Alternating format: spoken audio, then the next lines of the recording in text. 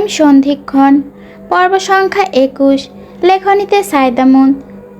সামনে এগোতে হঠাৎ চোখে পড়ে অদ্ভুত এক দৃশ্য। কম বয়সী দুটি ছেলে মেয়ে। মেয়েটা ছেলেটার পা জড়িয়ে ধরে কাঁদছে, আর ছেলেটা বিরক্ত মুখে বারবার পা ঝাড়া দিতে তাকে সরাতে চাইছে।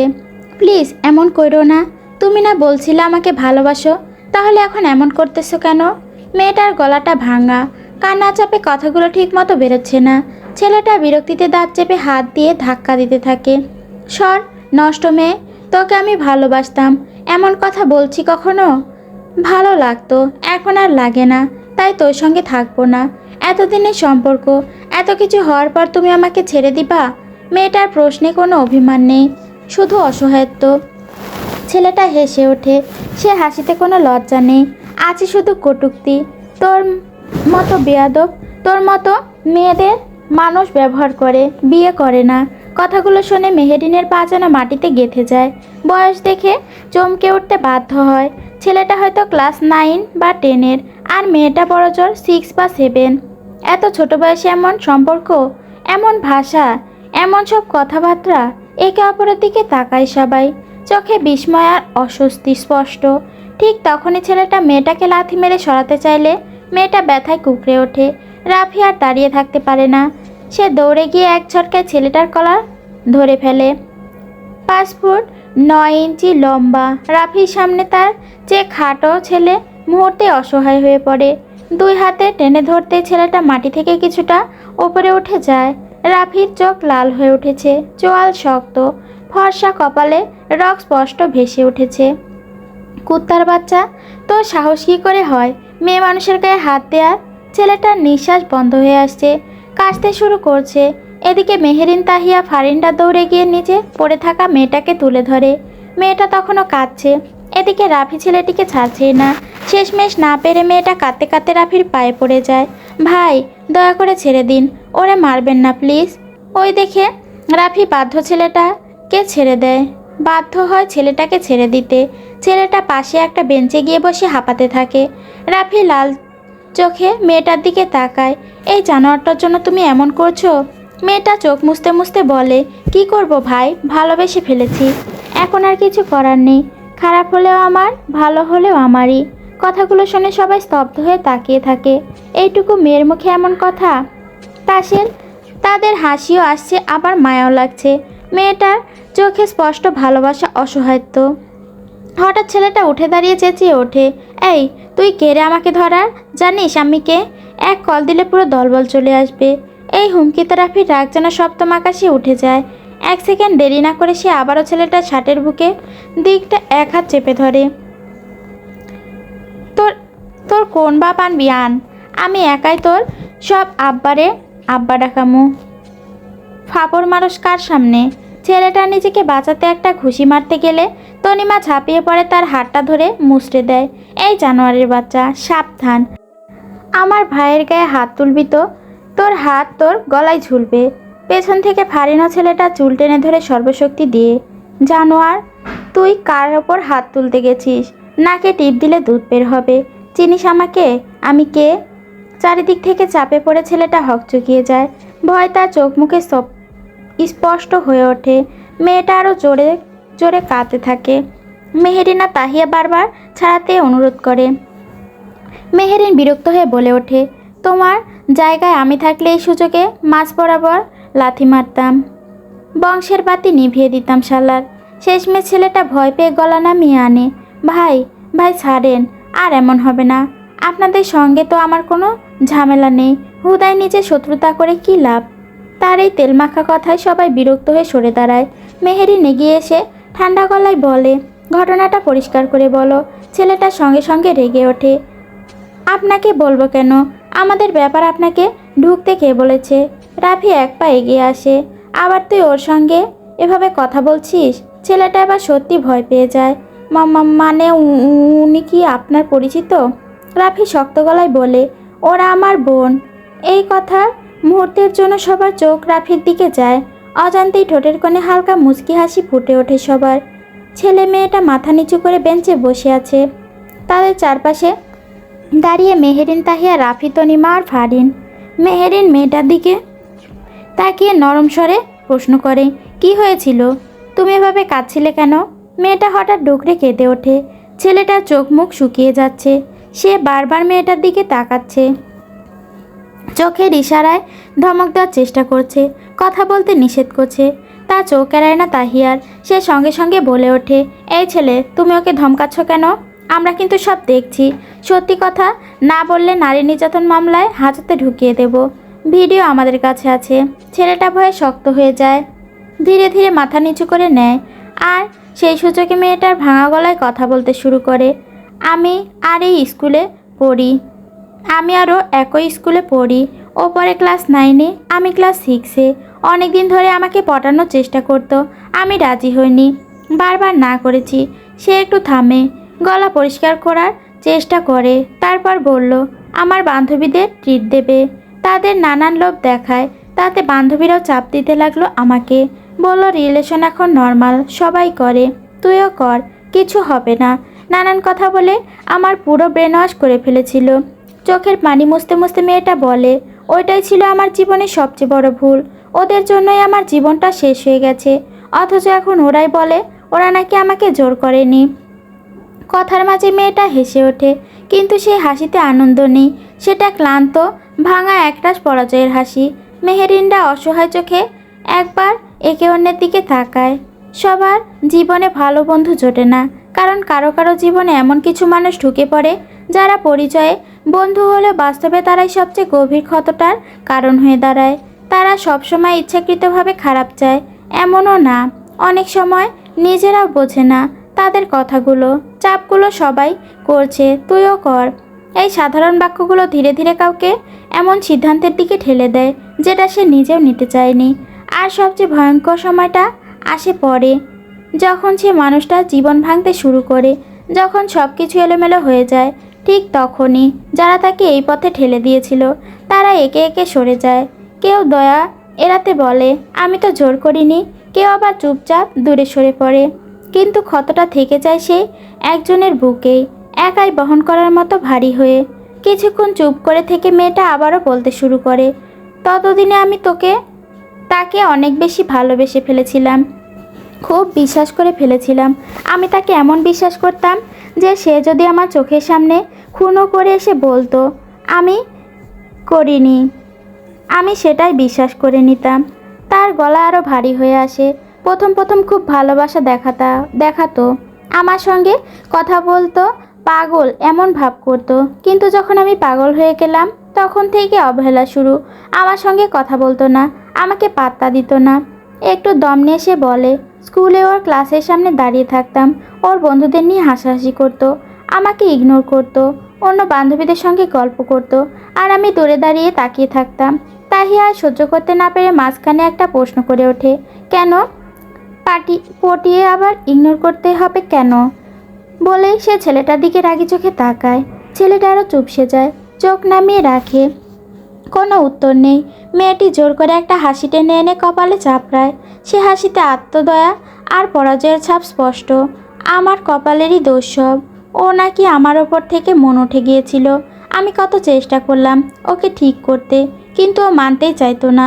একটু থেমে সে বলে, প্রায় 2 মাস আমি ওর পিছনে ছুটেছি। শেষে বুঝলাম কিছুই হবে না, তখন পিছু হটতে শুরু করি।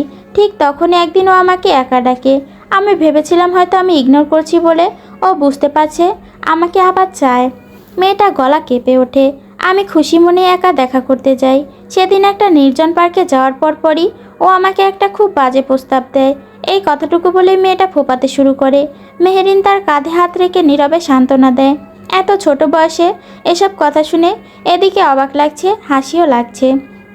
অন্যদিকে ছেলেটার কাজ শুনে মাথায় আগুন জ্বলছে। কিছুটা নিজেকে সামলে নিয়ে মেয়েটা আবারও বলে, ও সেদিন শর্ত দিয়েছিল যদি আমি ওর সঙ্গে রুমে যাই তবে নাকি আমাকে মেনে নেবে, বিয়ে করবে। কি? প্রায় সবাই একসাথে চেঁচিয়ে ওঠে। মেয়েটা আরও ছোট হয়ে যায়, মাথা নিচু করে বলে, আমি ওর মিথ্যা প্রতিশ্রুতি সত্য ভেবে রাজি হয়ে যাই। চারপাশে নিস্তব্ধতা নেমে আসে। তারপর মেয়েটা আবারও বলতে শুরু করে, তারপর থেকে ও আমার সঙ্গে ভালো ব্যবহার করতো, ভালোবাসা দেখাতো। আমি ভাবতে লাগলাম হয়তো সত্যি আমাকে ভালোবাসে, কিন্তু জানতাম না আসলে ও আমাকে ভালোবাসতো না। ও শুধু আমার শরীরটাই চাইতো। তার চোখ ভিজে ওঠে। কয়েকদিন ধরে শরীরটা ভালো লাগছিল না। এক বান্ধবীর কথায় প্রেগন্যান্সি টেস্ট করতেই ধরা পড়ে আমি প্রেগনেন্ট। আজ আমি ওর কাছে এসেছি, কিন্তু ও আমাকে মানতে চাইছে না। হতাশ কণ্ঠে বলে, না পারতে আজ পায়ে ধরেছি, তাও মানছে না। এখন কি করব আমি? ও যদি আমাকে না নেয়, আমার তো বাঁচার কোনো পথ নেই। মেয়েটার শেষ কথাটুকু যেন সবার বুকে এসে আঘাত করে। সবাই লাল চোখে ছেলেটার দিকে তাকায়। ছেলেটা অস্বস্তিভাবে মাথা নাড়ছে, চুল কাচ্ছে। ধরা পড়ে গেছে, বুঝে গেছে। তনিমা পাশ থেকে একটা গাছের ডাল তুলে এনে বেঞ্চের পাশে আছড়ে মারে। তুই তো আনোয়ারের বড় ছেলে জানোয়ার। ছেলেটা আটকে উঠে তাকায়। আপনি আমার বাপের নাম জানলেন কেমনে? তনিমা নিজে একটু চমকে যায়। তার আন্দাজে বলা কথাটা মিলে গেছে। সেই সুযোগে সে গলা শক্ত করে বলে, খালি তোর বাপ না, তোর পুরো বংশ চিনি। এখন বল, মেয়েটার সঙ্গে এমন করলি কেন? নইলে এক্ষুনি তোর বাপ আর পুলিশ দুজনকেই ফোন দেব। ছেলেটা সবার মিলে চাপ দিতে সে কাপা গলায় বলে, আমি বিয়ে করব না। রাফি সঙ্গে সঙ্গে গর্জে ওঠে, কেন করবি না? ছেলেটা আমতা করে বলে, এমন মেয়েকে কে বিয়ে করবে? এমন মেয়ে মানে কি? ছেলেটা সাহস করে বলতে যায়, যে মেয়ে বিয়ের আগে অন্য ছেলের সঙ্গে। কথা শেষ করার আগে রাফি ছেলেটার কান টেনে ধরে, এই জানোয়ার, অন্য ছেলে মানে কি? তোর কথাই তো গিয়েছিল তোর সাথেই। মেয়েটা মুখ চেপে কাঁদতে থাকে। অশ্রুসিক্ত চোখে ছেলেটার দিকে তাকিয়ে ফিসফিস করে বলে, তুমি এমন কথা বলতে পারলে? ছেলেটা নির্দয় গলায় বলল, তুই যদি আমার সাথে বিয়ের আগে যেতে পারিস, তাহলে অন্য কারোর সাথে যাসনি, তার গ্যারান্টি কি? এই কথায় মেয়েটার মাথায় যেন বাজ পড়ে। সে বোবা হয়ে তাকিয়ে থাকে। কি বলবে ভেবে পায় না। মেহেরিন আরও বসে থাকতে পারে না। উঠে গিয়ে ছেলেটার গালে ঠাস করে একটা থাপ্পড় বসিয়ে দেয়। তোদের মতো জারজদের জন্যই দুনিয়াটা এত নষ্ট হয়েছে। তোরা মিথ্যা ভালোবাসা দেখিয়ে একটা মেয়ের জীবন এক নিমিষে শেষ করে দিস, তারপর আবার তার চরিত্রে আঙুল তুলিস। রাগে কাঁপতে কাঁপতে সে মেয়েটার দিকে তাকায়। আর তুমি মা বাবার আড়ালে এসব বালপাকনামি করতে কে বলেছিল? এখন বুঝছো মজা?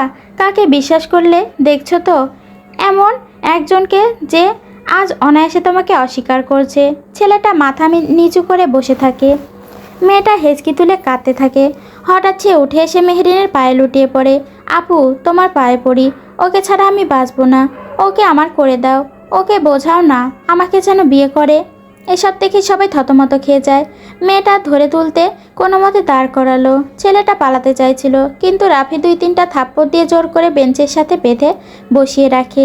পার্কের বাতাস তখনও ভারী, কারো মুখে কোনো কথা নাই। সবাই এক কোনায় দাঁড়িয়ে আছে। রাফি কপাল ঘেঁষে ফিসফিস করে বলল, এখন কি করব? এই বাদাম্মা তো এখন বিয়ে করবে না।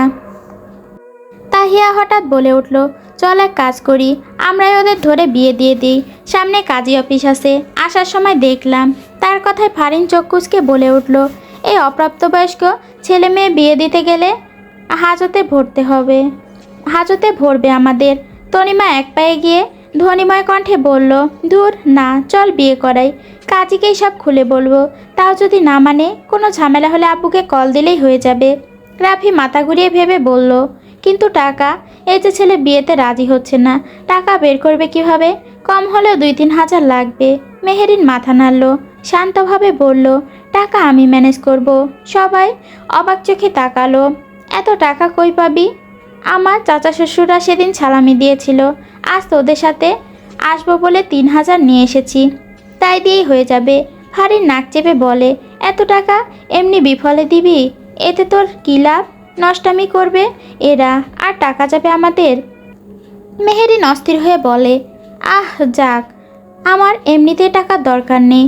যা যা লাগে উনি এনে দেন। মেয়েটাকে দেখে মায়া লাগছে ভীষণ। তার কথায় সবাই কিছুক্ষণ ভেবে একমত হলো। আচ্ছা চল, এমনিতেই কত টাকা কত দিকে যায়, বিয়ে করিয়ে দিলে আমাদেরই সওয়াব। এরপর সবাই একসাথে ছেলেটিকে ধরে বেঁধে নিয়ে যায় কাজী অফিসের দিকে। ছোট ছোট ছেলে মেয়েদের দেখে কাজী প্রথমে রাজি হয়নি, কিন্তু পরিস্থিতি ও মেয়েটির অবস্থার কথা শুনে ভয়ে ভয়ে শেষ পর্যন্ত রাজি হয়। তনিমা তখন আশ্বাস দেয়, তার বাবা আইনমন্ত্রী, কোনো ঝামেলা হলে নিজেই দেখবেন। এই ভরসাতেই কাজী বিয়ে পড়ানো শুরু করে। বিয়ের সময় মেয়েটির হাসি মুখে কবুল বললেও ছেলেটা দৃঢ় অনিচ্ছায় প্রকাশ করছে। তনিমা তখন পুলিশি মামলা ঝামেলার ভয় দেখিয়ে রাজি হতে বাধ্য করে। শেষ পর্যন্ত ছেলেটা জোরপূর্বক কবুল বলে। সব শেষে কাজীকে 3,000 টাকা দিয়ে সবাই বেরিয়ে আসে। রাফি, তনিমা, ফারিন, মেহেরিন সবাই একসাথে ছোট নিঃশ্বাস ফেলে। বাহিরে পা রাখতেই সবাই যেন একসাথে দম ছাড়ে। সকলের মুখ থেকে বেরিয়ে আসে আলহামদুলিল্লাহ। ছেলেটা বেরিয়ে মুখ শক্ত করে মেয়েটার দিকে হাত ধরে টেনে নিয়ে যেতে উদ্যত হয়। ঠিক সেই মুহূর্তে রাফি এক পায়ে গিয়ে এসে তার কলার চেপে ধরে থামিয়ে দেয়। এই, কোথায় যাচ্ছিস? ছেলেটা চোখ রাঙিয়ে বিরক্ত গলায় বলে, যা হওয়ার হয়েছে, বিয়ে তো করালেনি, এখন আর কি করার বাকি আছে? রাফির কণ্ঠ এবার ঠান্ডা। আর কি মানে?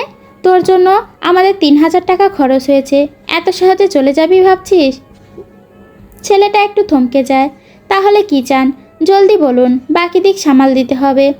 ফারিন টিটকারি মেরে বলে ওঠে, এতক্ষণ বউ মানছিলি না, আর বিয়ে হতে না হতেই বউকে নিয়ে টানাটানি শুরু করেছিস? ছেলেটা চোখ মুখ কুঁচকে রাখে। এই ফাঁকে তনিমা সামনে এসে স্পষ্ট কণ্ঠে বলে, সোজা কথা, সামনে দোকান আছে, আমরা 5 জন, তোরা 2 জন, মোট 7 জন। 7টা মোজো, 7টা চিপস আর 7টা আইসক্রিম আনবি, এটা ট্রিট ধরে মিটমাট। কথা শেষ হতেই ছেলেটা প্রায় ধরে টেনেই দোকানের দিকে নিয়ে যায়। কোনো দর কষাকষি ছাড়াই সব কিনে আবার পার্কে ফিরে আসে তারা। দুপুর তখন প্রায় 3:30। রোদ একটু ঢলে পড়েছে, বাতাসে হালকা ক্লান্তির গন্ধ। সবাই আগের জায়গায় বসে পড়ে। পরিবেশটা আবারও ধীরে ধীরে স্বাভাবিক হয়ে আসে। হাসি, গল্প, খাওয়া সব মিলিয়ে যেন হঠাৎ করে একটা ছোটোখাটো আনন্দের মুহূর্ত তৈরি হয়ে গেছে। মেয়েটা স্পষ্টই খুশি। কখনো সবার সঙ্গে গল্প করছে, কখনো খেতে খেতে হাসছে, আবার সুযোগ পেলে ছেলেটাকে খোঁচা দিচ্ছে। আর ছেলেটা, সে চুপচাপ বসে আছে, মুখ কালো, যেন এই আনন্দের সঙ্গে তার কোনো যোগ নেই, উল্টো বিরক্ত। পার্টিটা একটু জমাতে গান চালানোর কথা ওঠে। রাফি একটু হতাশ গলায় বলে, কিন্তু ডাটা নেই, গান বাজাবো কিভাবে? এই কথা শুনে ফারিনের চোখ পড়ে সামনের বেঞ্চে বসে থাকা এক ভদ্রলোকের দিকে। লোকটা একা একা বসে মোবাইলে ভিডিও দেখছে, মাঝে মাঝে সিগারেট টানছে। তা দেখে ফারিন বলল, ওই আঙ্কেলটার কাছে হটস্পট চাইতে পারিস, মনে হয় দিলে দিবে। রাফি একটু দ্বিধা নিয়েই উঠে যায়। লোকটার সামনে দাঁড়াতে সে মাথা তুলে তাকায়। হ্যাঁ, রাফি ভদ্রভাবে হেসে বলে, আঙ্কেল, একটু হটস্পট দিলে খুব উপকার হতো। লোকটা ভ্রুকুচকে প্রশ্ন করে, কিসের জন্য? রাফি শান্ত গলায় উত্তর দেয়, আসলে আমরা একটু গান বাজাতে চাই, বন্ধুরা মিলে বসেছি তো তাই। লোকটা হালকা হেসে বলে, আচ্ছা দিচ্ছি। তা কী উপলক্ষে এত আয়োজন? পাসওয়ার্ড দিতে দিতে প্রশ্ন করে রাফি সহজভাবেই বলে ফেলে, আসলে একটু আগে দুজনের বিয়ে করিয়ে এনেছি, ওদের জন্যই আর কি। আবার আমরা বন্ধুও আছি, একটু আনন্দ করব। লোকটা অবাক হয়ে তাকায়। তোমরা তো নিজেরাই এখনও ছোট, আবার কার বিয়ে? রাফি পুরো ঘটনাটা সংক্ষেপে বলে লোকটাকে। শুনে লোকটা মাথা নেড়ে বলে, ভালোই করেছো, এসব না করলে সমাজ ঠিক হবে না। পাসওয়ার্ড নিয়ে রাফি ফিরে আসে। গান চালু হতেই পরিবেশ আবারও বদলে যায়। একটার পর একটা গান, কেউ গাইছে, কেউ তালে তালে হাত দোলাচ্ছে। দূরে বসে লোকটা চুপচাপ সব দেখছে, হাসছে, মাঝে মধ্যে ফোনে কথা বলছে। হঠাৎ তনিমা গান বদলায়, এসেছে এসেছে আবার ইলেকশন, জিতবে নৌকা, নাই কোনো টেনশন, 16 কোটি মানুষের একটাই ডিসিশন, জিতবে নৌকা, নাই কোনো tension, once again Sheikh Hasina, once again Sheikh Hasina, জয় বাংলা। গানের তালে তালে এবার সবার গলা চড়িয়ে ওঠে। কিন্তু বেঞ্চে বসে থাকা লোকটার মুখের হাসি বদলে গিয়ে ধীরে ধীরে শক্ত হয়ে যায়। রাগ জমতে থাকে চোখে মুখে। হঠাৎ অর্ধেকে এসে গান থেমে যায়। নেট চলে যেতে সবাই থেমে যায়। কেউ মোবাইলের দিকে তাকায়, কেউ প্রশ্নভরা চোখে লোকটার দিকে। তবে কোনো কথা না বলেই লোকটা উঠে দাঁড়ায়, মুখ শক্ত করে সেখান থেকে গটগট পায়ে চলে যায়। তার এমন আচরণে মুহূর্তের জন্য সবাই চুপ। কেউ ঠিক বুঝে উঠতে পারে না লোকটার হঠাৎ কী হলো, এত রাগলই বা কেন। তবে তারা সেসবের দিকে আর পাত্তা না দিয়ে আবার খাওয়ায় মন দেয়। যে যার মতো গল্প করছে, কেউ হাসছে, কেউ আগের ঘটনার রেশ টেনে আনছে, কেউ আবার চুপচাপ বসে শুধু শুনছে। বিয়ে করা নতুন দম্পতিকে বসিয়ে রেখেছে জোর করে। সময় যে কিভাবে কেটে গেছে কেউ খেয়ালই করেনি। প্রায় আধা ঘন্টা পেরোতেই সবাই একসাথে উঠে দাঁড়ায়। উদ্দেশ্য একটাই, এবার বাড়ি ফেরা। 4টা বেজে গেছে। তাহিয়া তো তালহার ভয়ে আগেই গুটিয়ে নিয়েছে নিজেকে, আগে আগে ছুটতে শুরু করেছে। সবাই একে একে পার্কের ভেতর থেকে বেরিয়ে গেটের সামনে এসে দাঁড়াতেই হঠাৎ পার্কের ভেতর সেই লোকটার সামনে এসে তাদের পথ আটকে দাঁড়িয়ে পড়ে। লোকটাকে দেখে সবাই কপাল কুঁচকে যায়। তখন ওভাবে চলে গেলেন কেন? আবার এখন কি চাই সে? এই প্রশ্নটা চোখে মুখে ভাসতে না ভাসতেই সামনে এসে থামে একটা পুলিশের গাড়ি। গাড়ি হঠাৎ ব্রেক কষে শব্দে চারপাশ যেন এক মুহূর্ত স্তব্ধ হয়ে যায়। লোকটা সঙ্গে সঙ্গে এগিয়ে যায়। আমি কল দিয়েছিলাম। আমি কথা বলতে বলতে পুলিশ কনস্টেবলকে সঙ্গে নিয়ে আসে। রাফিদের সামনে এসে হাত তুলে দেখিয়ে দেয়, এরাই এরাই কম বয়সী ছেলে মেয়েকে বিয়ে করিয়েছে। লোকটার কথায় সবাই হতভম্ব, আতঙ্কিত চোখে তাকিয়ে বোঝার চেষ্টা করছে হচ্ছেটা কি। তাদের আচরণে তারা সম্পূর্ণ হতবাক। তবে আরও বড় ধাক্কা আসে তাদের সাথে ছেলেটার কথায়। ছেলেটার সঙ্গে সঙ্গে তাল মিলে ছেলেটিও বলে ওঠে, হ্যাঁ হ্যাঁ, আমাকে জোর করে এই মেয়ের সাথে বিয়ে দিয়েছে। আমাদের এখনও বিয়ের বয়স হয়নি। আমি বলেছিলাম বয়স হলে বিয়ে করব, তবে তারা ব্ল্যাকমেল করছে। এই কথায় রাফিদের চোখ কোটর থেকে বেরিয়ে আসার মতো অবস্থা। কেউ কিছু বলার আগে কয়েকজন পুলিশ কনস্টেবল এগিয়ে এসে তাদের কিছু বলতে না দিয়ে ধরে গাড়িতে তুলতে শুরু করে। রাফি চিৎকার করে ওঠে, আরে করছেন কি? আগে শুনবেন তো আমাদের কথা। কিন্তু কেউ থামে না। একজন পুলিশ সংক্ষিপ্ত গলায় বলে, যা বলা সব পুলিশ স্টেশনে গিয়ে বলবে। আর এক মুহূর্তের জন্য কিছু বলার সুযোগ না দিয়ে একে একে সবাইকে জোর করে গাড়িতে তোলে, সঙ্গে সেই ছেলে মেয়েদেরও। গাড়িতে উঠতেই স্টার্ট নেয় গাড়ি। গাড়ির পেছনে বড় ফাঁক দিয়ে তখন রাফিরা তাকিয়ে আছে সেই লোকটার দিকে, যে তাদের দিকে তাকিয়ে দাঁতে দাঁত চেপে একরকম বিজয়ের হাসি হাসছে। এই হাসিটা দেখে একজনের চোখে রাগ জ্বলে ওঠে, একজনের চোখে রাগ জ্বলে ওঠে। রাগে এবার রাফির দিকে তাকিয়ে মেহেরিন দাঁত কিরমির করে প্রশ্ন করলো, ওই লোক এসব জানলো কিভাবে? রাফি আমতা আমতা করে উত্তর দেয়, মানে হটস্পট আনার সময় বলেছিলাম। তবে তখন তো বলেছিলাম ভালোই কাজ করেছি। হঠাৎ এমন পাল্টি নিল কেন বুঝলাম না। মেহেরিন আগে হিসিয়ে এসে বলল, রাফির বাচ্চা, তুই সবসময় এমন করস, ঝামেলায় ফালাস। বুঝতে পারছিস কত বড় ঝামেলায় পড়েছি আমরা? রাফি মাথা নুয়ে নেয়। সেও ভাবতে পারেনি এমনটা হবে। মনে মনে বিড়বিড় করতে থাকে নানান কথায়। আমি কি জানতাম না কি এমনটা হবে? তাকে এভাবে বিড়বিড় করতে দেখে মেহেরিন রেগে ধাক্কা মেরে বলে উঠল, ভের ভের কা গরর। রাফি পিটপিট করে তাকিয়ে চিন্তিত কণ্ঠে বলল, আর তো 19-19 লাগের। তার নাটক দেখে মেহেরিন ফুস করে শ্বাস ছাড়ে। আর তন্তু আর নেটমি ফুয়ান নার। রাফি অসহায় মুখে বলে, আর এখন কেন গরতম? তুই কিউন পণ্ডিতি করিলি? রাফি কাচুমাচু হয়ে বসে আছে। আসলেই সে কেন সব বলতে গেলে বলদের মতো। এখন তো ব্যাপারটা অনেক বড় পর্যায়ে গেল। এদিকে তাদের মুখের অদ্ভুত সব কথাবার্তা শুনে তাহিয়া সহ পুলিশ কনস্টেবল পর্যন্ত ফ্যালফ্যাল করে তাকিয়ে আছে। তাহিয়া কান্না থামিয়ে গোল গোল চোখে প্রশ্ন করে, তোরা কী সব বলছিস? মেহেরিন ঝাড়ি মেরে বলল, কথা বলছিলাম, শুনিসনি? তনিমা কৌতূহলী হয়ে জিজ্ঞেস করে, তা তো শুনেছি, তবে কি চাংচুং ফাং বললি? কিছুই তো বুঝলাম না। রাফি বলল, এটা চিটাগাঙ্গা ভাষা, বুঝবার ন।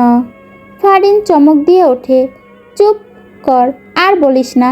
এতক্ষণে একটা কথা মাথায় ঢোকেনি। এগুলো থেকে তো চাইনিজ ভাষা বোঝাও সহজ। তনিমা সায় দেয়, আসলেই এদের ভাষা শুনে মনটা চাচ্ছে আবার ভাষা আন্দোলন করি। তাদের একের পর এক অপমানিত কথায় অপমানে মেহেরিন আর রাফি একসঙ্গে ছ্যাক বলে ওঠে। তাদের মাতৃভাষা নিয়ে অপমান, এটা তারা সহ্য করবে কেন?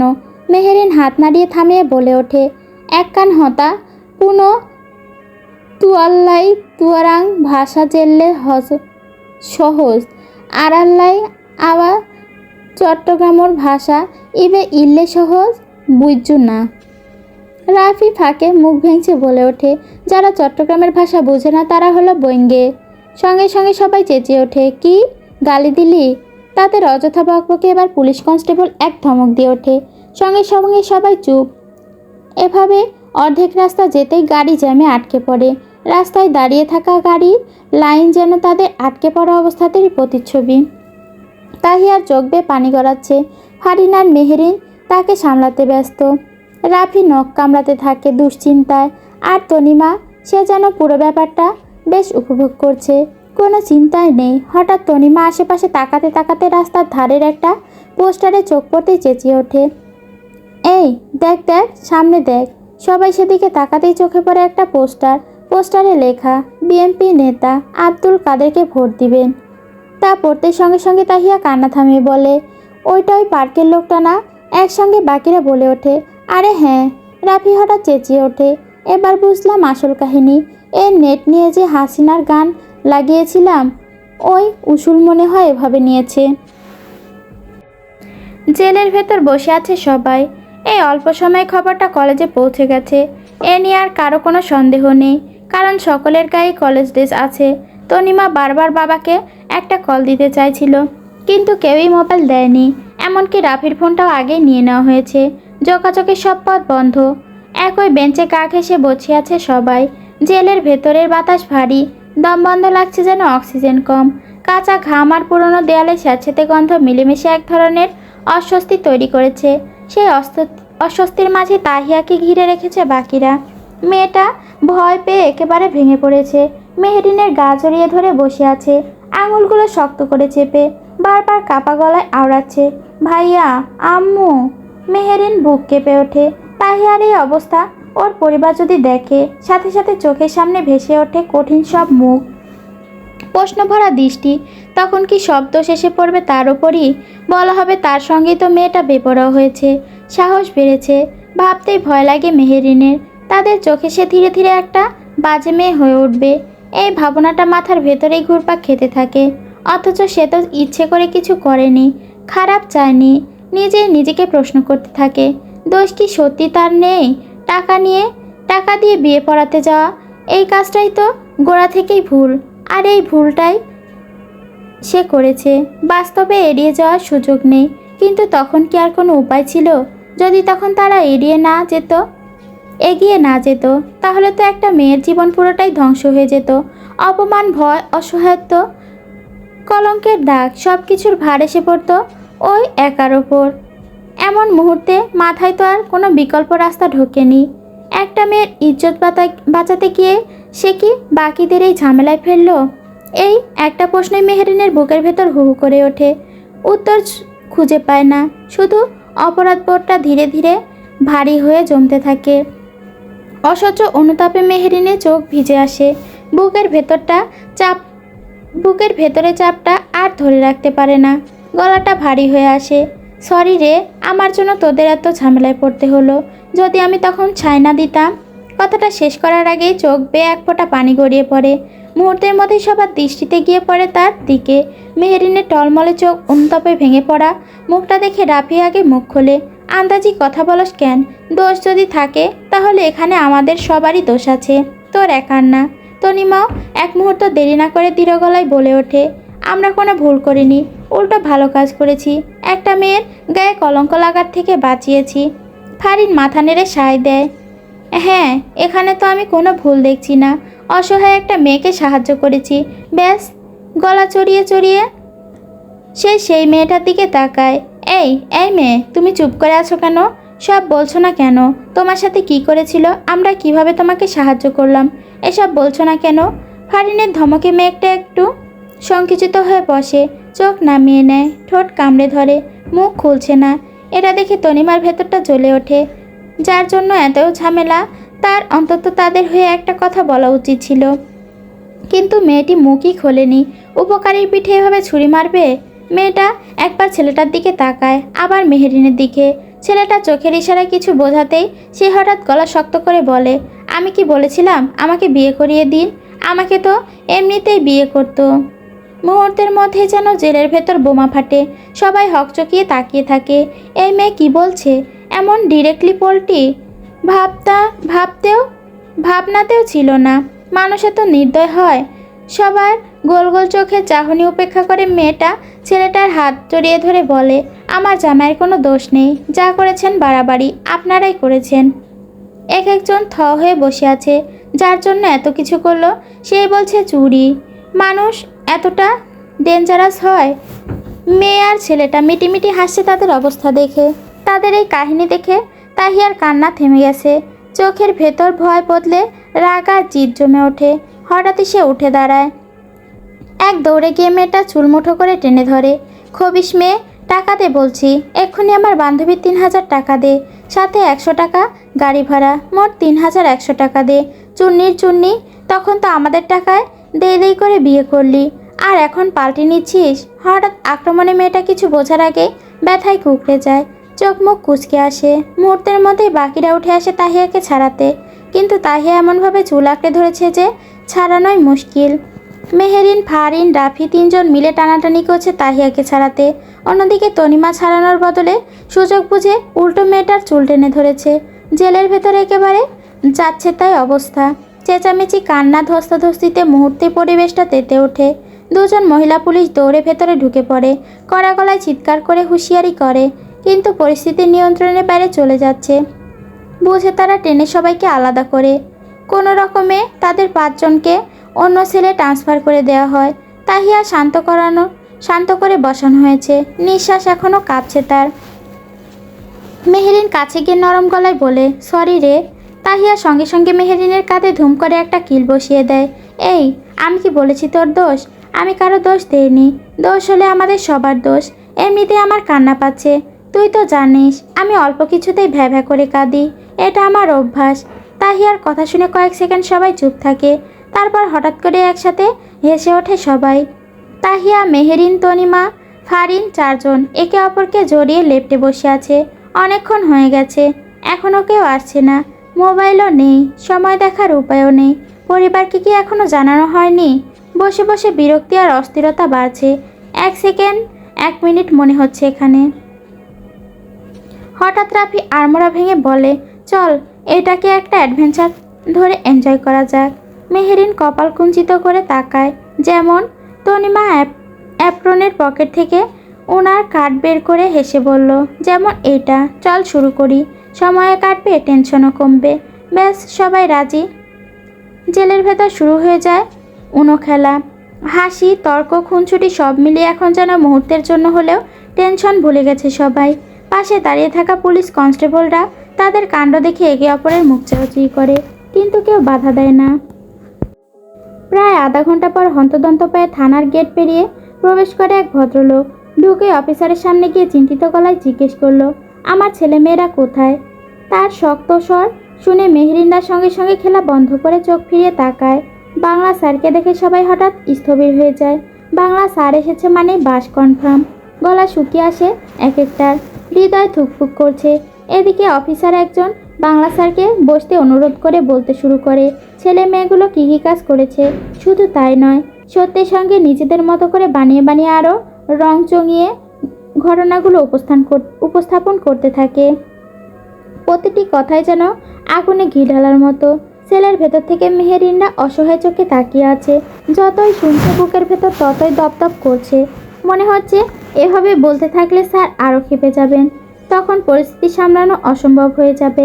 রাফি দাঁতে দাঁত চেপে নখ কামড়াতে কামড়াতে ফিসফিস করে বলে, এই রে, খবর আজ বড়সড় হবেই। ফারিন ঠোঁট উল্টে চাপা স্বরে বলে, স্যারকে তো আর উল্টাপাল্টা বলছে, দেখছিস। স্যার ধীরে ধীরে আরও রেগে যাচ্ছে। তাহিয়া লোহার দরজাটা শক্ত করে ধরে, কান্না কান্না গলায় বলে, ভাইয়াকে যদি স্যার এসব কথা বলে, আমাকে তো ভীষণ ভুল বুঝবে রে। তাদের কথা শেষ হওয়ার আগেই এক অপ্রত্যাশিত ঘটনা ঘটে। বাংলা স্যার হঠাৎ হাত তুলে পুলিশ অফিসারকে থামিয়ে দেন। দৃঢ়কণ্ঠে বলেন, আমি জানি আমার ছেলেমেয়েরা কেমন। ওদের বয়সে একটু বাচ্চামি থাকতেই পারে, কিন্তু জেনে শুনে অন্যায় কাজ ওরা কোনোদিনই করবে না। কড়াস্বরে ফের বললেন, আপনি এখনই আমার বাচ্চাদের আমার সামনে হাজির করবেন। আগে প্রমাণ করবেন ওদের অপরাধ, তারপর জেলে নেবেন। স্যারের এই গর্জনে মুহূর্তেই ঘরটা নিস্তব্ধ হয়ে যায়। অফিসাররা কেউ আর কিছু বলে না। সেলের ভেতর দাঁড়িয়ে থাকা মেহেরিনরা বিস্ফোরিত চোখে তাকিয়ে আছে। এ কাকে দেখছে তারা? তারা তো ভেবেছিল স্যার হয়তো তাদের আরও ধমকাবে, গার্ডিয়ানরা কি বিশাল ঝামেলা করবে, অথচ তিনি তাদের পক্ষ নিচ্ছেন। শুধু তাই নয়, নিজের ছেলে মেয়ে বলে দাবি করছেন। এক মুহূর্তে সবাই বাকরুদ্ধ, কিছুটা অনুতপ্ত বটে তারা। স্যারকে নিয়ে যেভাবে তারা ভাবে, বাস্তবে স্যার ততটাও তেমন নন। কথাটা এক একজনের মনে নীরবে আঘাত করছে। স্যারের চিল্লাফালায় দ্রুত সেলের দরজা খুলে দেওয়া হয়। একে একে সবাই বের হয়ে আসে। মাথা নিচু করে স্যারের সামনে দাঁড়ায় তারা। স্যার কাউকে কিছু বলার সুযোগ না দিয়ে দ্রুত পায়ে এগিয়ে এসে দাঁড়ায় তাদের সামনে। রাফির কাঁধে হাত রাখে, আলতো করে নিজের দিকে টেনে নেয়। তারপর বাকিদের দিকে তাকিয়ে উদ্বিগ্ন কণ্ঠে জিজ্ঞেস করে, কিছু করেনি তো তোমাদের সাথে? গায়ে হাত দিয়েছে কেউ? সবাই ছলছলে চোখে তাকায় স্যারের দিকে। মনে হচ্ছে নিজের আপন কেউ এসেছে, তাদের ভরসাযোগ্য কেউ যে তাদের পাশে থাকবে। স্যারের কথায় সবাই একসঙ্গে মাথা নাড়ে, না। ঠিক তখনই একজন অফিসার উঠে দাঁড়িয়ে বলে, প্রমাণ এই ছেলে মেয়ে। বলে সে অপ্রাপ্তবয়স্ক দম্পতির দিকে আঙুল তোলে। স্যার তাদের দিকে তাকিয়ে কয়েক পা এগিয়ে যান। শান্ত কণ্ঠ প্রশ্ন ছুড়েন, ওরা তোমাদের জোর করে বিয়ে করিয়েছে? ছেলে মেয়ে দুজনেই তৎক্ষণাৎ মাথা নেড়ে বলল, হ্যাঁ। স্যার কপাল কুঁচকে বলল, পাগল পেয়েছ? এমনি এমনি ধরে বিয়ে দেবে তোমাদের মতামত ছাড়াই? ছেলেটা আমতা করে বলে, সত্যি স্যার, আমরা তো এমনি ঘুরতে এসেছিলাম। আর ওরা? বাকিটা শেষ করার আগে রাফি চিল্লায় ওঠে, ও বলে, এই মিথ্যাবাদী, তুই কি করছিলি সেটা বল। মিথ্যা বলছিস কেন? স্যার এই ছেলে মেয়ে মিথ্যা বলছে, আসল কথা আমি বলি। কিন্তু তাকে বলতে না দিয়ে সঙ্গে সঙ্গে এক পুলিশ অফিসার রাফিকে থামিয়ে দেয়। এই ছেলে, তুমি কি বলবে? প্রমাণ আমাদের সামনে রয়েছে, শুধু অভিযোগ নয়, একাধিক সাক্ষীর বক্তব্য নেওয়া হয়েছে। প্রাপ্ত তথ্য অনুযায়ী তোমরা জেনে শুনে অপ্রাপ্তবয়স্ক ছেলে মেয়েদের বিয়ের আয়োজনও তাতে সহযোগিতা করেছ, যা আইনত দণ্ডনীয় অপরাধ। বাল্য বিবাহ নিরোধ আইন অনুযায়ী এ ধরনের অপরাধে জড়িত ব্যক্তি, সহযোগী সহ এমনকি কাজীকেও আইনের আওতায় শাস্তিযোগ্য।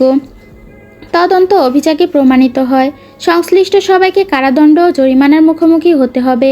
এই কথা শুনে তনিমার নিজেকে সামলাতে পারে না, চোখে আগুন জ্বলে ওঠে। আইন আমাদের শেখাবেন না? প্রয়োজনের সময় এই আইন আপনাদের কোথায় থাকে? নারীর ইজ্জত হরণের সময় কি এই আইন চোখে পড়ে? এই মেয়েকে যখন ছেলেটা মারছিল, তার সাথে অন্যায় করছিল, তখন আপনারা কোথায় ছিলেন? রাস্তায় প্রকাশ্যে অপরাধ, নারী নির্যাতন কিংবা মানুষ খুনের সময় তো আপনাদের এই আইনকে খুঁজে পাওয়া যায় না। তখন আপনাদের শাড়ি আর চুড়ি পরে নিশ্চুপ বসে থাকেন। ঘটনা ঘটার পর তদন্ত শুরু করেন, যেই তদন্ত কচ্ছপের গতিতে চলে। পুলিশ কনস্টেবলদের মুখ মুহূর্তেই শক্ত হয়ে যায়, একজন রাগে তাকিয়ে। একজন রাগী স্বরে বলে, এই তুমি কি বলতে চাচ্ছ? আমরা অকেজো? আমরা আসি বলেই তোমরা রাস্তাঘাটে শান্তিতে চলতে পারছো। জনগণের নিরাপত্তা আমরাই দিচ্ছি, বেশি কথা বলছো? তার কথায় রাফি তাচ্ছিলের হাসি হেসে বলে, হাদি হত্যার মতো এত বড় আলোচিত ঘটনাকেই, খুনিকে আজ পর্যন্ত শনাক্ত করতে পারেননি আপনারা, আর এখন এসব কথা বলছেন? শুনেই হাসি পাচ্ছে। আমরা তো সংকটে আছি, আমাদের মতো সাধারণ মানুষের কিছু হলে পুলিশ সুষ্ঠু বিচার দেবে সেই গ্যারান্টি নিয়ে। মেহেরিন এগিয়ে এসে দৃঢ়কণ্ঠে বলল, অথচ এখন অপ্রয়োজনে আমাদের শুধু হেনস্থা করা হচ্ছে। কোনো প্রাথমিক তদন্ত ছাড়াই একের পর এক ছেলে মেয়েকে জেলে ঢুকিয়ে দেওয়া হলো। একপাক্ষিক কথা শুনে সিদ্ধান্ত নিচ্ছেন। আমাদের কথা কি একবারও শুনেছেন, নাকি শোনার চেষ্টা করেছেন? আইন তো সবার জন্যই, তাহলে আমাদের ক্ষেত্রে কেন বৈষম্য? পুলিশ স্টেশনে বাতাস থমথমে হয়ে আসে। সত্যি বলতে তাদের কথার জবাব কারো কাছে নেই। তবুও নিজেদের ভুল ঢাকতে একজন গম্ভীর মুখে বলে, কি আর বলবে, নিজেদের সাফাই গাইবে। মুখের কথায় আমরা বিশ্বাস করি না, আমরা প্রমাণে বিশ্বাসী। ঠিক তখনই বাংলা স্যার সামনে এগিয়ে এসে দৃঢ়কণ্ঠে বললেন, 5 মিনিট সময় দিন, আগে আমি ওদের মুখ থেকে পুরো ঘটনাটা শুনবো, তারপর আপনারা যা বলার বলবেন। ওনার কথার মাঝেই হন্তদন্ত পায়ে ভেতরে ঢুকে পড়ে তালহা। এলোমেলো চুল, চিন্তার ভাঁজ পড়া মুখ, গলার টাই ঢিলে হয়ে আসে, শার্টের ওপরের দুটো বোতাম খোলা, হয়তো গরমে ঘেমে খুলে রেখেছে। হাতের ঘড়িটা ঢিলে হয়ে কবজিতে ঝুলছে। বড় বড় পা ফেলে সামনে এগোতেই তাহিয়া ভাইয়া বলে চিৎকার করে এসে এক দৌড় দেয়। ভাইয়ার বুকে ঝাঁপিয়ে পড়ে ফুপিয়ে কেঁদে ওঠে তাহিয়া। তালহা বোনকে শক্ত করে আঁকড়ে ধরে, একই সঙ্গে দ্রুত চোখে চোখ বুলে চারপাশে কাউকে খুঁজতে থাকে। মেহেরিনকে চোখে পড়তে ভেতরে আটকে থাকা দমবন্ধ শ্বাসটা ধীরে ধীরে বেরিয়ে আসে। কয়েক সেকেন্ড মেহেরিনের দিকে তাকিয়ে থাকে। সে তাহিয়াকে আলতো করে নিজের সাথে ছাড়িয়ে নেয়। চোখ জোড়া লাল টকটকে হয়ে আছে। ধীরে জিজ্ঞেস করে, পুলিশ স্টেশনে কি? তাহিয়া কেঁপে ওঠে, মাথা নিচু করে নেয়। তালহা ঝাঁঝালো গলায় আবারও প্রশ্ন করতে তাহিয়া আবারও কেঁপে ওঠে। সঙ্গে সঙ্গে মেহেরিন এগিয়ে এসে তাহিয়াকে নিজের সঙ্গে ধরে দাঁড়িয়ে যায় তালহার সামনে। তালহা মেহেরিনের দিকে তাকাতেই চোখ নামিয়ে শান্ত গলায় বলে, আমরা ভুল কিছু করিনি, ওনারা ভুল বুঝছেন। এরপর পুরো ঘটনাটা খুলে বলতে থাকে। থানার ভেতর সবাই চুপচাপ শুনছে। কথা শেষ হতেই তালহা কিছুক্ষণ নীরব থেকে কপালে 2 আঙ্গুলের সাহায্যে স্লাইড করতে থাকে। এরপর পুলিশের দিকে প্রশ্ন ছুড়ে দেয়, গ্রেপ্তার করেছেন, ওয়ারেন্ট কোথায়, কাগজ দেখি। কিন্তু অফিসাররা এক একজন আমতা আমতা করছিল। নিকটবর্তী কাগজপত্র, ওয়ারেন্ট বা প্রমাণের কোনো কপি কিছুই নেই, কোনো লিখিত আদেশও নেই, কোনো ভেরিফাইড প্রমাণও নেই। এক কথায় তাদের কাছে মুখের কথা ছাড়া উপযুক্ত প্রমাণও নেই। তালহা ধীরে ধীরে শ্বাস নিয়ে বলে, অভিযোগ ছাড়া, প্রমাণ ছাড়া ওদের কেন ধরে আনা হয়েছে? কেন? থানার ভেতরে হঠাৎ নিস্তব্ধতা নেমে আসে, কেবল ফ্যানের শব্দ ভেসে আসে, আর পুলিশদের চোখে কপটতা। যে চাপে তারা পড়েছে তা যেন স্পষ্ট। পুরো পরিস্থিতি এখন তাদের নিয়ন্ত্রণের বাইরে, এবং সাধারণ ছাত্রছাত্রীদের প্রতি অনিচ্ছাকৃত অমানবিকতা যেন খোলাখুলি চোখের সামনে। তাদের কথার মাঝে হঠাৎ সেই ছেলেটি বলে ওঠে, প্রমাণ কি? প্রমাণ তো আমরা নিজেরাই। আন্দাজি মিথ্যা বললেই হলো? আমরা দুজনে সেখানে ঘুরতে গিয়েছিলাম, এরাই জোর করে বিয়ে করিয়েছে, এখন নিজেরাই মিথ্যে বলছে। তালহার প্রশ্ন এড়িয়ে যেতেই কয়েকজন অফিসারও সেই ছেলেটির কথায় সায় দেয়। অন্যদিকে মেহেরিনরা একের পর এক বলেই যাচ্ছে তারা মিথ্যে বলেনি। চারিদিক জুড়ে তর্ক বিতর্ক, উত্তপ্ত কথার অভিযোগের ভিড়। ঠিক সেই মুহূর্তে হঠাৎ রাফি গলা তুলে বলে ওঠে, প্রমাণ আমাদের কাছে আছে। তার কথায় তালহার সঙ্গে সঙ্গে সবাইকে থামিয়ে দেয়। স্টপ! রাফি, তোমার কাছে কী প্রমাণ আছে? ফার্স্ট শো করো। রাফি নিজের মোবাইলে চাইলে প্রথমেই তারা দিতে অস্বীকার করে।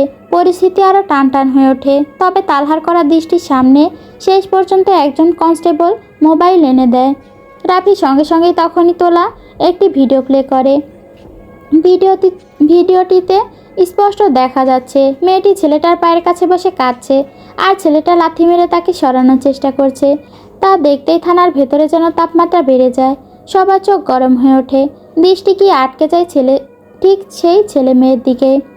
বাংলা স্যার তখন আর নিজেকে ধরে রাখতে পারেন না, কনস্টেবলের দিকে তাকিয়ে গর্জে ওঠেন, এই যে প্রমাণ, এই প্রমাণগুলো যদি আগে দেখানোর সুযোগ দিতেন তাহলে আমার ছেলে মেয়েদের এত হেনস্থার শিকার হতে হতো না। থানার ভেতর মুহূর্তের মধ্যেই নিস্তব্ধতা নেমে আসে, কেউ কথা বলে না, সবাই মুখ বন্ধ করে দাঁড়িয়ে থাকে।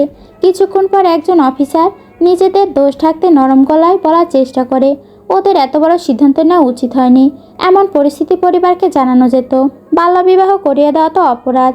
কথাটা শেষ করার আগে তালহা টেবিলে জোরে হাতে বাড়ি মেরে ওঠে, দাঁত খিচিয়ে বলে, ওরা না হয় ছোট মানুষ, যতটুকু মাথায় এসেছে ততটুকুই করেছে, কিন্তু আপনারা কি করেছেন? এক মুহূর্ত থেমে গলা ভারী চাপা রাগ নিয়ে সে আবারও বলে, এখন আপনাদের নামে হেনস্থার অভিযোগে একটা জিডি ঠুকে দেয়।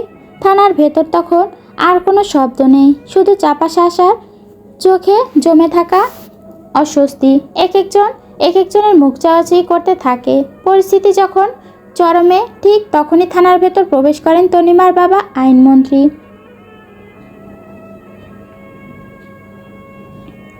তার উপস্থিতিতেই পরিবেশ সেকেন্ডে বদলে যায়, কথার সুর নরম হয়ে আসে, চেয়ারে সোজা হয়, চোখে মুখে অস্বস্তি ভর করে অফিসারদের। তিনি সরাসরি চিৎকার করে জানতে চান, ঘটনার লিখিত অভিযোগ কোথায়? গ্রেপ্তারের ওয়ারেন্টি কোথায়? প্রাথমিক তদন্তের রিপোর্টই বা কোথায়? কিন্তু এই প্রশ্নগুলো একটারও সঠিক উত্তর দিতে পারে না একজনও। উত্তর দিতে না পারায় থানার ভেতর বেশ বড়সড় ঝড় বয়ে যায়।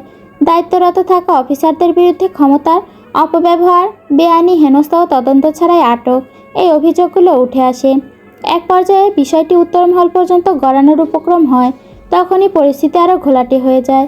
যখন সবাই বুঝে ফেলে ব্যাপারটা চাকরি হারানো পর্যন্ত গড়াতে পারে, ব্যাস সকলে নাচানাচি শুরু করে, নানান কৌশলে আকুতি মিনতি করতে থাকে, তবে কোনো কাজই হচ্ছে না।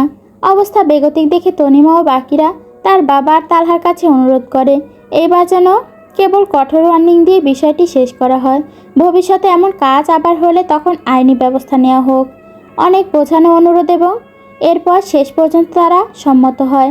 লিখিতভাবে সংশ্লিষ্ট পুলিশ সদস্যদের চূড়ান্ত সতর্কবার্তা দেওয়া হয় এবং তাদের আচরণ ভবিষ্যতে পর্যবেক্ষণ রাখার নির্দেশ দেওয়া হয়। ওদিকে আটক থাকা ছেলে মেয়েদের পরিবারকে থানায় ডেকে আনা হয়, প্রয়োজনীয় কাগজপত্র সম্পূর্ণ করে অভিভাবকদের হাতে তুলে দেওয়া হয় তাদের। সব কিছু শেষ হতেই থানা ত্যাগ করে সবাই। থানার ভেতর তখন নিস্তব্ধতা, গেট পেরিয়ে বাইরে এসে খোলা জায়গায় দাঁড়ায় সবাই। বাংলা স্যার তপ্ত শ্বাস ফেলে মেহেরিনের দিকে তাকিয়ে বলেন, মনে আছে একবার বলেছিলাম মানুষ বড়ই স্বার্থপর, তোমরা তাদের সবটুকু দিয়ে করলেও বিনিময়ে তারা তোমাকে একটুও করবে না। মেহেরিন ধীরে ধীরে মাথা নিচু করে নেয়। সবাই অনুতপ্ত। তখন তো কথাটাকে তারা মজা হিসেবে উড়িয়ে দিয়েছিল, অথচ আজ বুঝতে পেরেছে সেটা কত বড় সতর্কতা ছিল। সেদিন যদি কথাটা মন দিয়ে শোনা হতো, হয়তো আজ এত বড় ঝামেলায় পড়তে হতো না। পদক্ষেপ নেওয়ার আগে ভাবতো একবার ঠিক বেঠিক নিয়ে। স্যার আবার দীর্ঘশ্বাস ফেলেন। দেখলে তো, আমি কোনো ক্লাসে এত ভাষণ দেই, এখন প্রমাণ পেলে তো আমি তোমাদের মঙ্গলের জন্য কথাগুলো বলি। এছাড়া হুদাই চিল্লিয়ে আমার লাভ আছে? 2 টাকা বেতন বাড়তো। হ্যাঁ, মোটেও না। আমি ক্লাসে চিল্লিয়েও যেমন বেতন পেতাম, বসে থাকলেও তাই পেতাম। তোমাদের সঙ্গে আমার কোনো ব্যক্তিগত দুশমনি নেই। কোনো শিক্ষককে তার ছাত্রছাত্রীদের সঙ্গে ব্যক্তিগত রোষ থাকতে পারে না। আমাদের কাছে তোমাদের নিজের ছেলে মেয়ের মতোই। আমরা শুধু চাই তোমরা জীবনের শ্রেষ্ঠ শিক্ষা এবং সঠিক দৃষ্টিভঙ্গিটাই আমাদের কাছে নিতে পারো। তারা বুঝতে পারল স্যারের কথা নিয়ে যে মজা ও ঠাট্টা করত, তা কোনো কালে মোটেও উচিত ছিল না। মুহূর্তে অপরাধবোধ জেগে উঠল। নিজেরা এতদিন তারা কতটা অপরিপক্ক ছিল আর কত ভুলের মধ্যে বিচরণ করছিল, তা ভাবতেই লজ্জায় কাতর হয়ে উঠল এক একজন। সম্মানযোগ্য শিক্ষকরা যারা তাদের সদা ভালো চেয়ে এসেছেন, অজান্তেই তারাই তাদের অসম্মান করে এসেছে। এই উপলব্ধি যেন তাদের নিজের আচরণকে নিজের চরিত্রের প্রতি প্রশ্ন তুলতে বাধ্য করল। আমাদের জীবনে শিক্ষকরা কখনো অপ্রয়োজনীয় বা বেশি কথা বলে না। তারা ঠিক ততটুকুই বলেন যা সেই মুহূর্তে আমাদের জন্য দরকার, যেমন কলেজ লাইফ বা স্কুল লাইফ। এগুলো শুধু পড়াশোনা শেখার জন্য জায়গা নয়, একই সঙ্গে আমাদের জীবনে শিক্ষা নেওয়ারও জায়গা। তারা আমাদের শুধু বইয়ের জ্ঞান দেয় না, পাশাপাশি শেখার নৈতিকতা, সঠিক ও ভুলের পার্থক্য, এমনকি কেমন আচরণ জীবনকে সুষ্ঠুভাবে পরিচালনা করে, এই গুরুত্বপূর্ণ পাঠও। বাবা মা যেমন আমাদের পৃথিবীতে আনেন, তেমন শিক্ষকরাও আমাদের পৃথিবী চেনাতে সাহায্য করেন। তাই তাদের উচিত প্রত্যেকটা শিক্ষককে তাদের ন্যায্য সম্মান দেয়া। একে একে সবাই চলে যাচ্ছে। তনিমা তার বাবার সাথে চলে গেছে। রাফি আর ফারিনও তাদের সঙ্গে। তনিমারা তাদের বাড়ি পৌঁছে দেবে। এদিকে তাহিয়া ও ভাইয়ের বাম হাত ধরে এগোচ্ছে। পেছন পেছন মেহেরিনও আসছে। তালহা রেগে আছে, এখনও একটা কথা বলেনি। তাই তাহিয়া চেষ্টা চালাচ্ছে ভাইয়ের রাগ ভাঙানোর। থানার মেন গেট পেরিয়ে বের হতেই তালহা একবার পেছনে তাকায় মেহেরিনের দিকে, তারপর মাথা ঘুরিয়ে সামনের রাস্তায় নজর রাখে। ডান হাতটা পেছনের দিকে আলতো করে বাড়িয়ে দেয়। মেহেরিন তালহার পায়ের দিকে চোখ রেখে একই তালে হাঁটছে। মনটা খারাপ। তালহা যে রেগে আছে তা স্পষ্ট, নয়তো এতক্ষণে যে হাতটা আঁকড়ে ধরত। ভাবনার মাঝে হঠাৎ তালহা হাত বাড়িয়ে দেয়। মেহেরিন চমকে তাকায়, কয়েক সেকেন্ড পিটপিট চোখে তাকিয়ে থাকে। তালহা তখন আঙুল নাড়াতেই মেহেরিনের মুখে এক চিলতে হাসি ফুটে ওঠে। দ্রুত এগিয়ে এসে সে তালহার ডান হাতটি নিজের বাম হাতে ধরে। তালহাও শক্ত করে তার হাত আগলে নিয়ে রাস্তা পার হয়। গাড়ির সামনে পৌঁছে তালহা নিজেই দরজা খুলে দেয়। দুজন চুপচাপ বসে পড়ে। পুরো রাস্তা তালহার একটা কথাও বলেনি কারো সাথে। তারা দুজনেই কাচুমাচু হয়ে বসে আছে। বুঝতে পারছে তা বড় ঝড় আসার আগের পূর্বাভাস। শিকদার বাড়ির ড্রয়িং রুমে তখন সবাই উপস্থিত। গাঢ় এক চাপা উত্তেজনা ঘর জুড়ে। তাহিয়া ভয়ে ভয়ে ভেতরে পা রাখতেই তিতলি বেগম আর দেরি করেন না। ছুটে এসে মেয়েটাকে শক্ত করে বুকে জড়িয়ে ধরেন। কণ্ঠ ফেটে কান্না বেরিয়ে আসে তার। মেয়েকে কাছে পেয়ে যেন সব ভয় দুশ্চিন্তা আরও একসাথে উথলে পড়েছে। বাকিরাও ধীরে ধীরে এগিয়ে আসে। কারো মুখে স্বস্তি নেই, সবার চোখে মুখে কঠোরতা আর চাপা ক্ষোভ। মেহেরিন একবার চারিদিকে তাকাতেই সেই কঠিন দৃষ্টিগুলো তার দিকে ধেয়ে আসে। বুকের ভেতরটা কেঁপে ওঠে। সে ভয়ে চোখ নামিয়ে নেয়। দুজনে সোফায় বসতেই প্রশ্নের ঝড় শুরু হয়। একটার পর একটা, থামার নাম নেই। প্রত্যেকেই কথা বলছে, প্রত্যেকের গলায় রাগ আর উৎকণ্ঠা। কলেজ থেকে কল গিয়েছিল সরাসরি বাড়িতে। তারপর তিতলি বেগম ফোন করে সবটা ছেলেকে জানিয়েছিলেন। এতক্ষণে তালহা মুখ খুলে পুরো ঘটনাটা খুলে বলল সবাইকে, কিন্তু তাতেও পরিস্থিতি শান্ত হলো না, বরং সবাই যার যার মতো ছাড়ি দিতে শুরু করলো।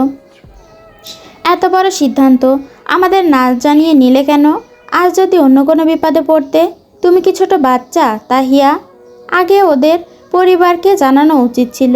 মানছি উপকার করেছো, কিন্তু উপকার করার পরটা একদমই ঠিক ছিল না। চাচাদের এই একের পর এক ধরনের ধমকে মাথা নিচু করে শুনছে তাহিয়া। মেহেরিন চুপচাপ বসে আছে। যেন নিজেকে গুটিয়ে নিচ্ছে। কখন যে তাকে নিশানা বানানো হয় এই ভয়টাই তার বুকের ভেতর ঘুরপাক খাচ্ছিল। বেশিক্ষণ তা ভাবনায় থাকলো না, ভয়টা বাস্তবেই রূপ নিল। সব কথার মাঝেই সালমা বেগম হঠাৎ তেতে উঠলেন মেহেরিনের ওপর। খালি তাহিয়াকেই বকছো কেন? এই মেয়েটাকে কিছু বলছো না কেন? বলে মেহেরিনের দিকে আঙুল তুললেন। মেহেরিন যেটা আশঙ্কা করেছিল সেটাই ঘটতে দেখে আরও মিয়ে যায়। সালমা বেগম রাগে কাঁপতে কাঁপতে আবার বলেন, এই মেয়ে আসার পর থেকেই তাহিয়ার সাহস বেড়েছে, নয়তো আমাদের মেয়ে এমন চঞ্চল ছিল না, আমাদের আয়ত্তেই ছিল। তালহা গম্ভীর মুখে বসে থাকে। বিলাল সাহেব আর আফতাব সাহেব বারবার তার দিকে তাকাচ্ছেন, ছেলে রেগে উঠে কিছু বলে বসে কিনা সেই ভয়ে। তিতলি বেগম ছোট চাকে থামাতে চেষ্টা করেন। এভাবে বলছিস কেন? ভুল দুজনেরই হয়েছে, মেয়েটাকে এভাবে বলা ঠিক না সালমা, ছোট মানুষ।